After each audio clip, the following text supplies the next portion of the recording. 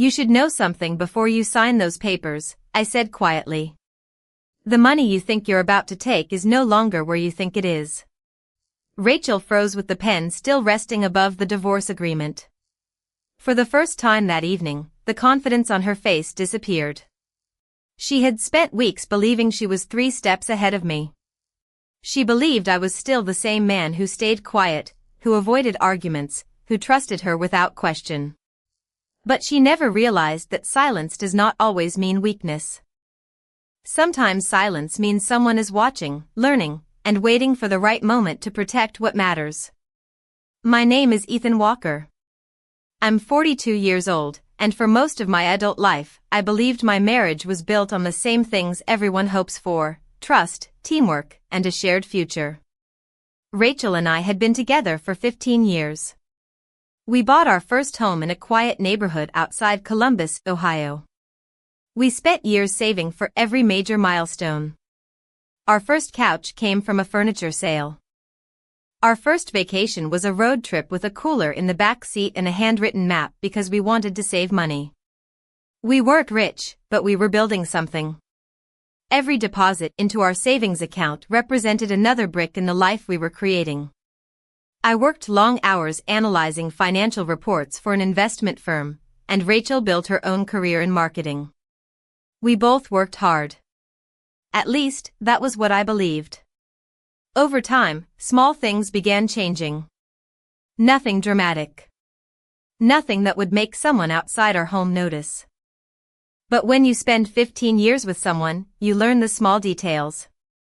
You notice when conversations become shorter. You notice when questions about your life become questions about your money. You notice when our future slowly becomes my security. Rachel started asking about account balances more often. She wanted to know exactly how much was saved, what investments we had, and how quickly certain accounts could be accessed. At first, I thought she was simply being responsible. Marriage means planning together. It means trusting each other with important decisions. I never imagined those questions were part of a different plan. The moment everything changed came on a Tuesday morning.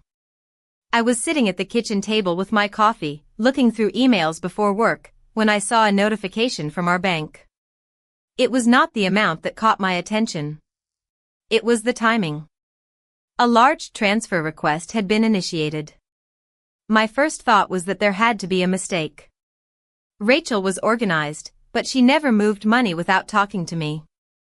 At least, she never used to. I opened the account details and stared at the screen. The request was real. Someone had started the process of moving our savings. The money we had spent years building.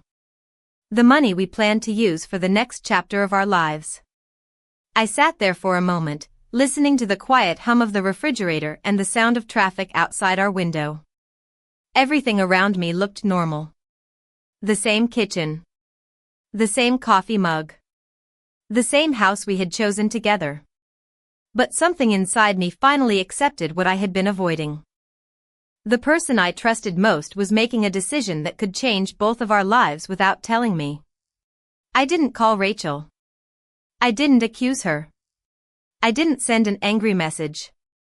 I simply closed my laptop and took a breath. Because by then, I already understood one thing.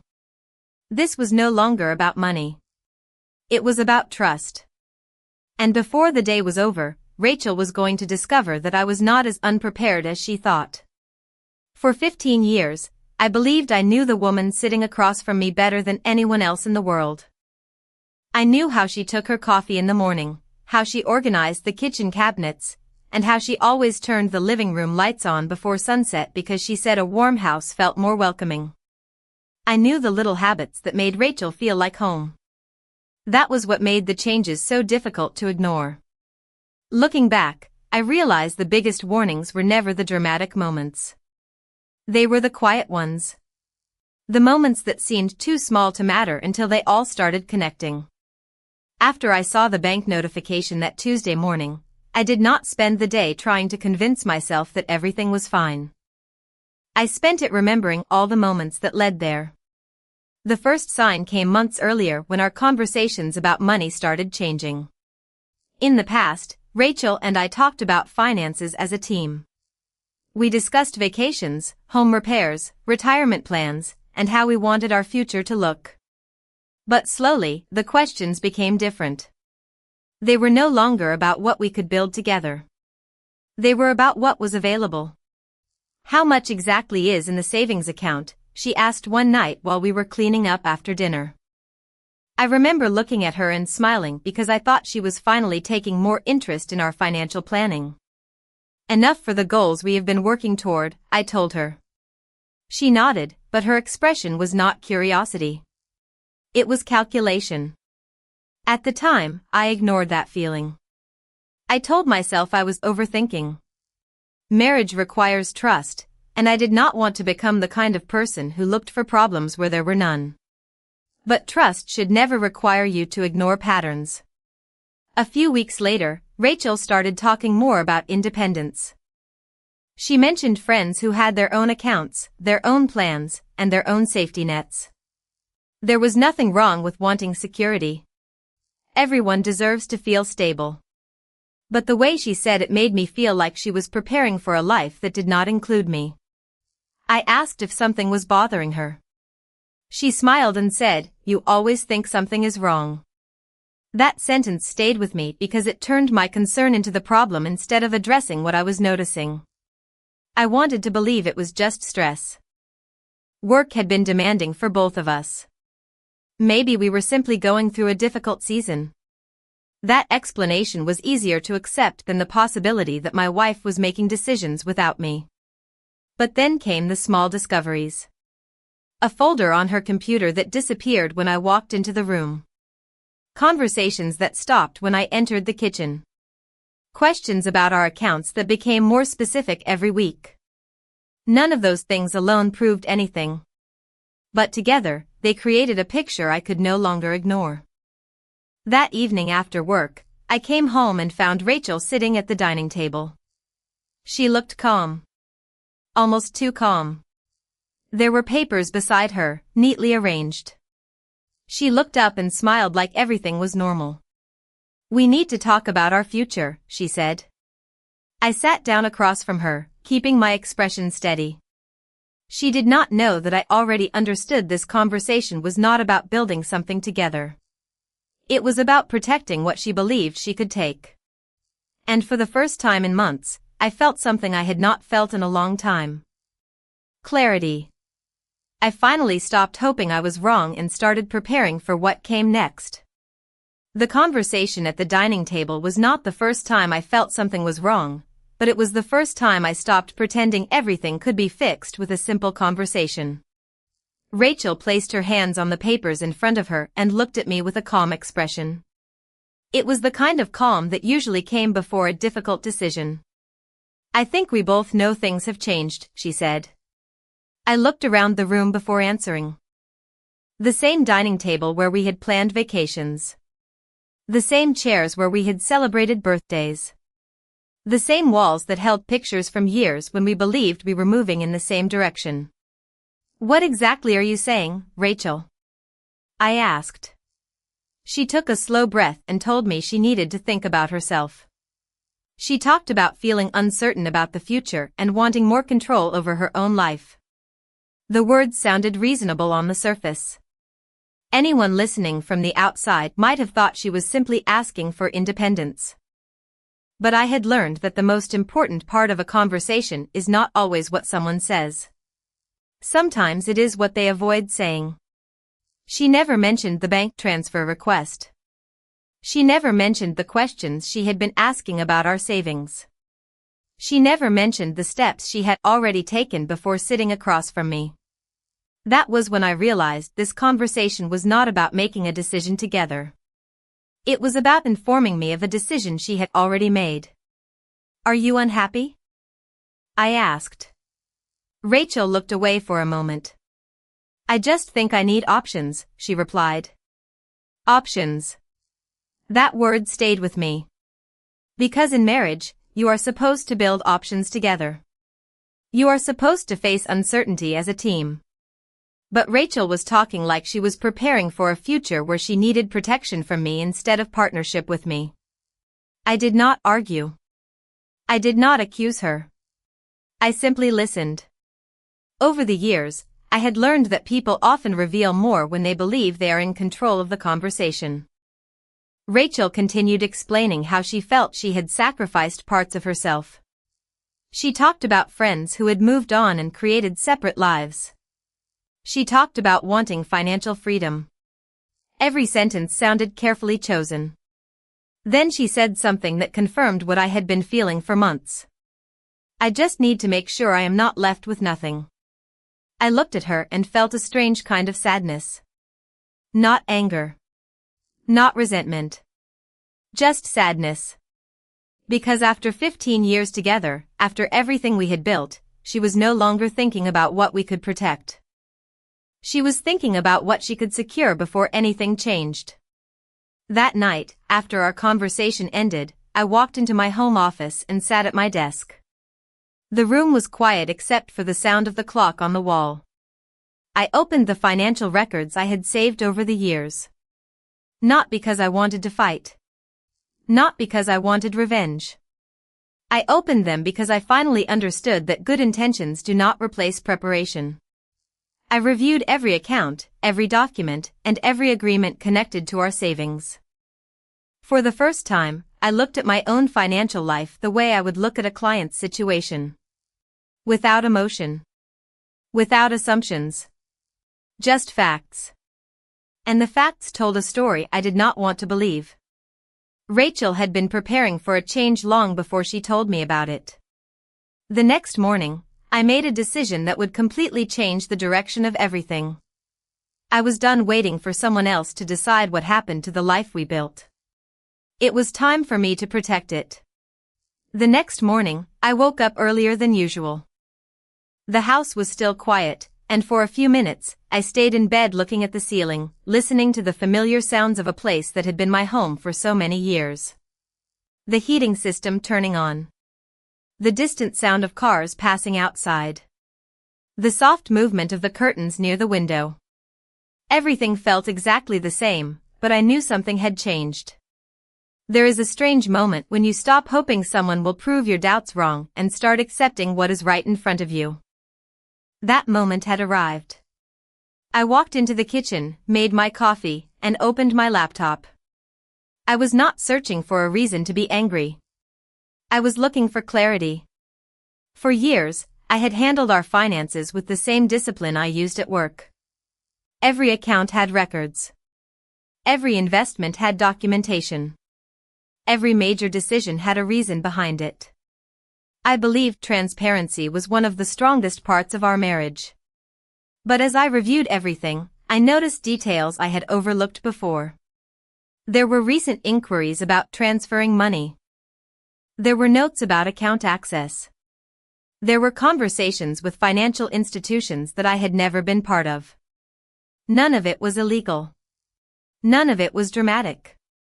But together, it painted a picture. Rachel had been preparing for a possibility she had not shared with me. I leaned back in my chair and looked at the old family photo sitting on my desk. It was from a summer trip we took years ago. Rachel was smiling. I was smiling. We looked like two people who had everything figured out. That picture reminded me of something important. The problem was not that our marriage had become difficult. Every marriage has difficult seasons. The problem was that one person had started making decisions alone while the other person still believed they were a team. That afternoon, I made a call to someone I trusted. Not a friend who would tell me what I wanted to hear. Not someone who would encourage me to act emotionally. I needed someone who understood facts, documents, and responsibility. I explained the situation calmly. I explained the account activity, the conversations, and the concerns I had. The advice I received was simple. Do not make decisions based on fear. Make decisions based on information. Those words stayed with me. Fear makes people react. Information allows people to act. So I started organizing everything. I gathered financial statements. I reviewed account permissions. I made sure every document was accurate and every step I took was responsible. I was not trying to punish Rachel. I was not trying to win some kind of personal battle. I was protecting the future I had spent years building. That evening, Rachel came home and acted as if nothing had changed. She asked about my day. She talked about a project at work. She moved through the house like we were still living the same life. I answered politely. I listened. But inside, I was no longer confused. I finally understood the situation clearly. Rachel believed she had a plan. She believed I was unaware. She believed my quiet nature meant I would simply accept whatever happened next. What she did not know was that the moment I discovered her plan, I stopped being unprepared. And soon, she would learn that the person she underestimated had been paying attention all along. The following days were some of the quietest days I could remember, but they were also the most important. From the outside, nothing had changed. Rachel and I still shared the same house. We still ate dinner at the same table. We still exchanged simple conversations about work and daily routines. Anyone watching us would have thought everything was normal. But I knew better. There was a difference between peace and silence. Peace comes from trust. Silence comes when people are hiding things. I had spent years believing Rachel and I were facing life together. Now I was learning that I had been preparing for a future with someone who had already started preparing for a future without me. I did not rush into action. I knew emotional decisions could create bigger problems. So I focused on what I could control. Facts. Records. Preparation. I reviewed every part of our financial structure carefully. I looked at our savings accounts, automatic transfers, shared expenses, and access settings. I wanted to understand exactly what was happening before I made any decisions. The more I reviewed, the more I realized something important. Rachel had not suddenly changed overnight. The signs had been there for months. I had simply been explaining them away because I wanted to believe in the person I married. That is the difficult part about trusting someone. Your heart often searches for reasons to stay hopeful, even when the evidence tells a different story. One evening, I sat in my office with a folder of documents in front of me. The same room where I had paid bills, planned investments, and organized our future. I remembered the conversations Rachel and I used to have in that room. We talked about retirement. We talked about traveling more. We talked about what life would look like when we finally had more time for ourselves. Those memories were real. That was what made the situation so difficult. The good years were not fake. The problem was that somewhere along the way, we stopped protecting the same dream. I reached out to a financial advisor to make sure I handled everything correctly. I explained that I wanted to protect our shared resources while everything was being sorted out. I wanted every step to be responsible and fair. The advice was clear. The most important thing right now is preventing unnecessary changes until everything is properly reviewed. That made sense. I was not trying to take anything from Rachel. I was trying to make sure neither of us made decisions that could not be undone. I followed the proper steps and placed safeguards on the accounts connected to our savings. It was not dramatic. There was no confrontation. No angry conversation. Just careful planning. That night, Rachel came into the living room while I was reading. She looked at me for a moment, almost as if she was trying to figure out whether I knew something. "You seem different lately," she said. I looked up from my book. "I think I am just seeing things more clearly," I replied. She smiled slightly, but I noticed the hesitation behind it. For the first time, I wondered if she was beginning to realize that I was no longer the person waiting to be surprised. I had spent weeks feeling like I was reacting to her choices. Now I was making my own. And the next time Rachel tried to move forward with her plan, she would discover that the situation was not as simple as she believed. For the first time in months, I felt like I was no longer chasing answers. I had them. The hardest part was not discovering what Rachel was doing. The hardest part was accepting that the person I trusted most had made choices without me. But acceptance brought something I had not felt in a long time. Control. Not control over Rachel. Not control over the outcome. Control over myself. I stopped trying to convince someone to value what we had built. I started focusing on protecting my own future and making sure every decision I made was thoughtful and responsible. Rachel, meanwhile, seemed more confident than ever. That was the part that surprised me. She moved through the house like someone who believed everything was already decided. She talked about upcoming changes. She mentioned places she wanted to live and things she wanted to do. She spoke about the future as if I was no longer part of the conversation. I listened carefully. Not because I agreed, but because I wanted to understand how far ahead she had planned. One evening, while we were having dinner, Rachel looked at me and said, "I think it is time we both accepted that things are changing." I placed my fork down and looked at her. "Maybe," I said. She seemed almost surprised that I did not argue. For years, Rachel had known me as someone who tried to fix problems through conversation.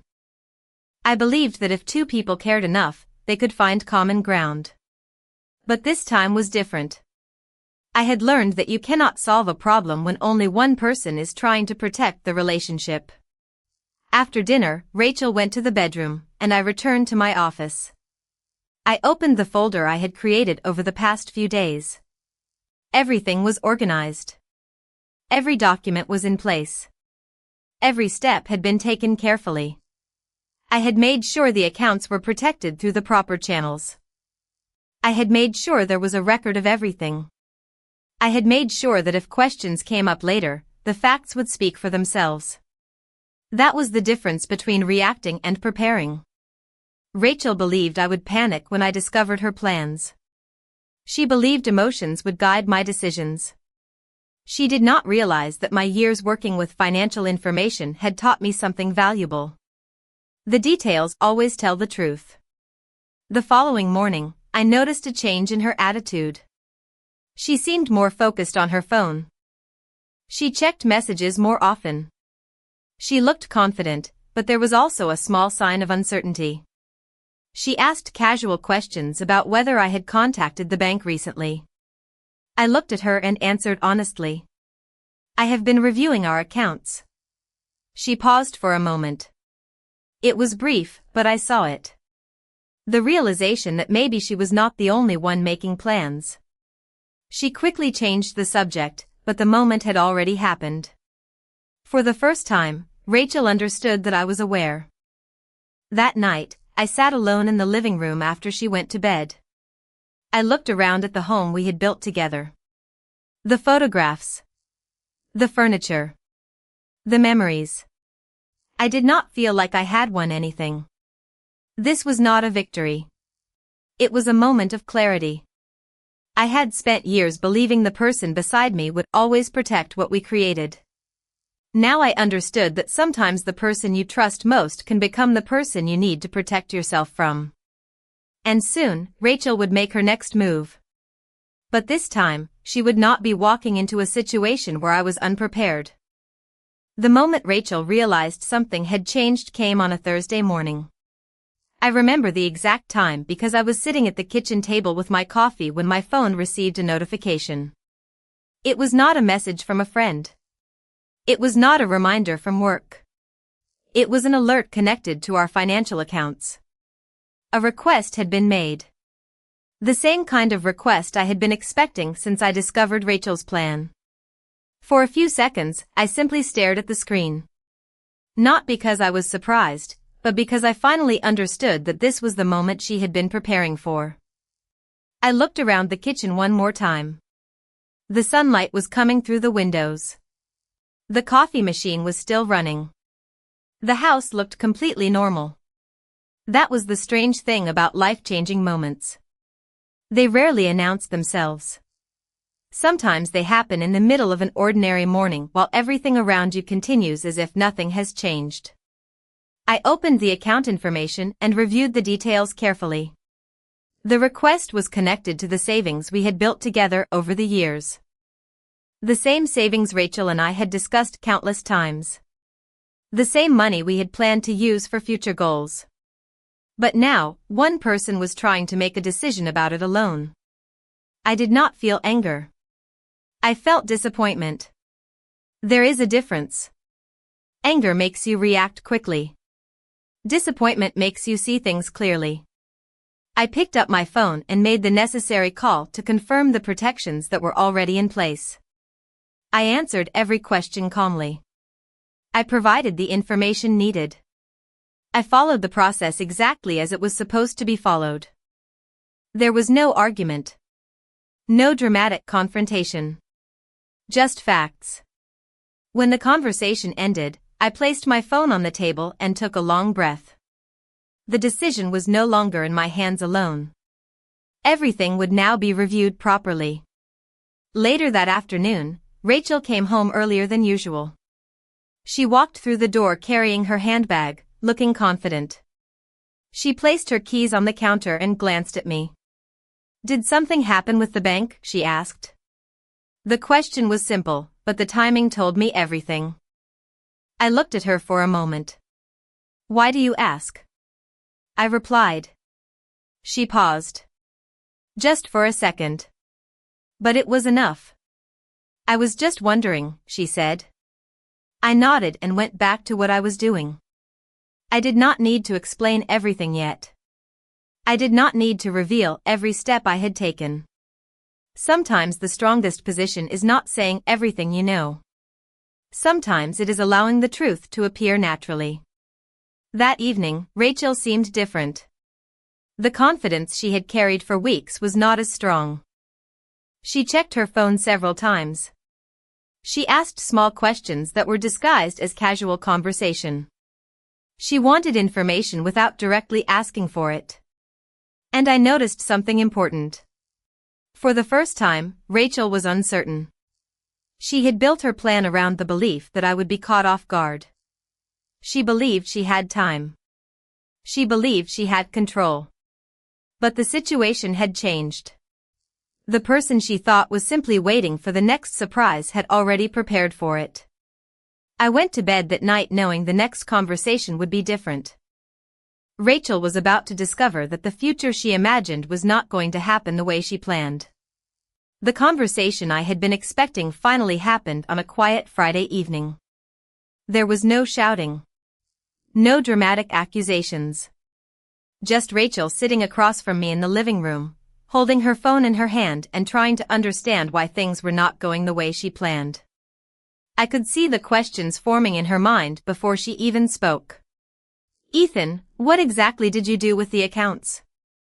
she asked. I looked at her calmly.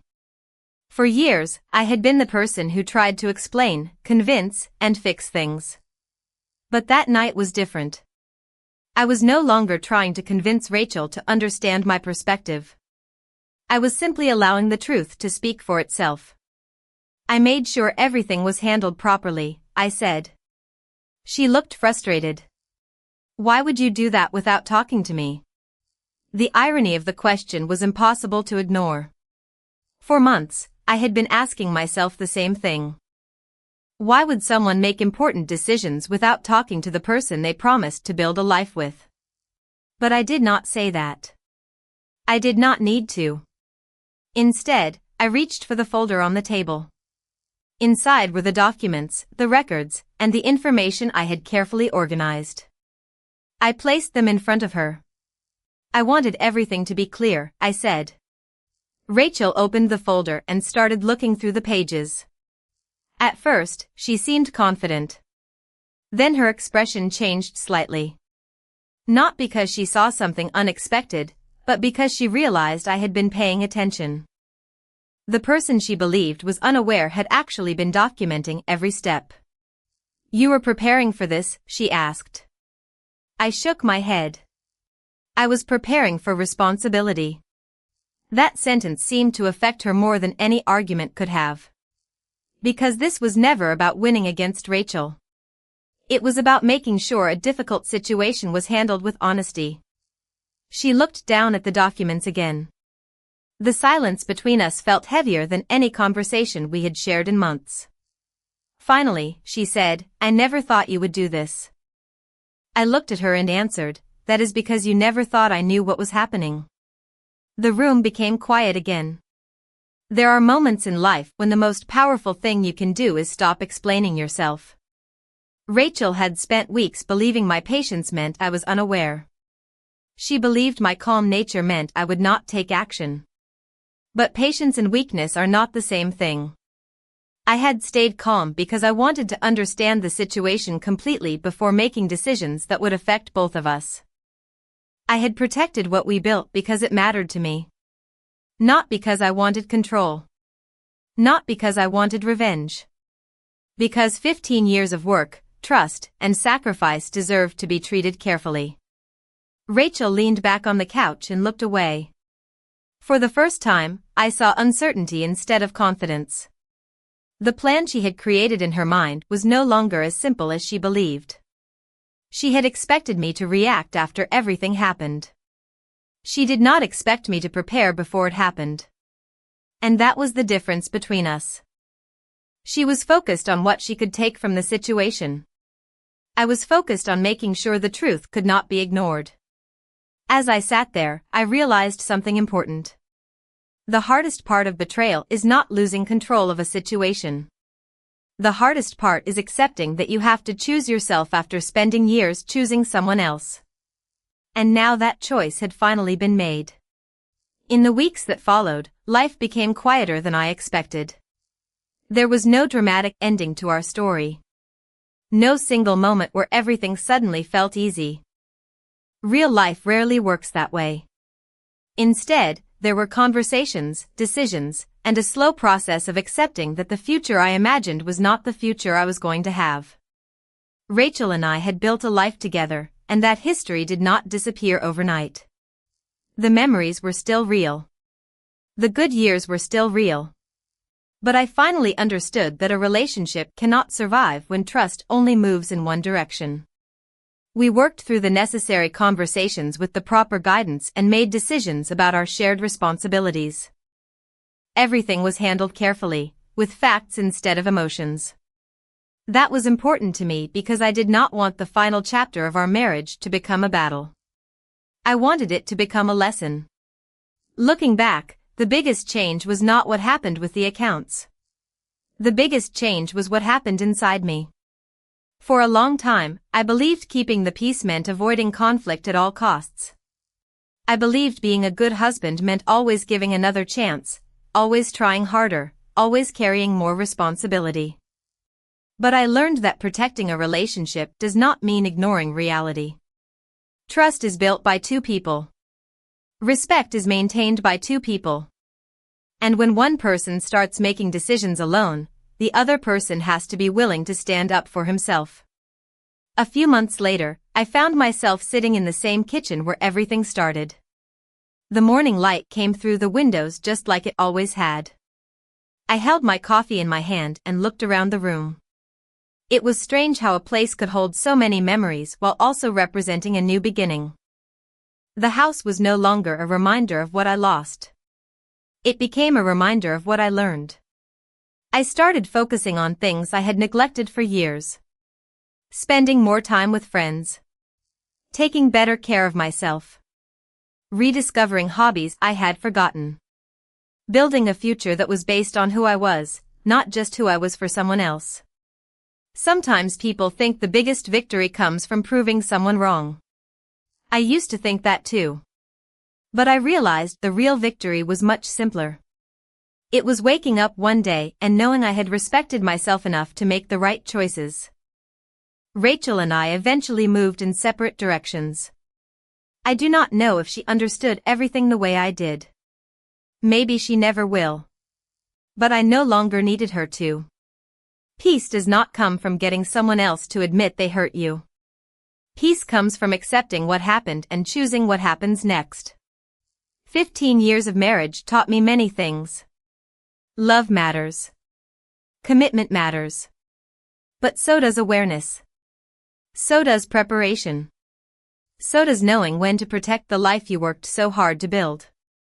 I used to think losing control was the worst thing that could happen. Now I know sometimes losing the illusion of control is the moment you finally find yourself again.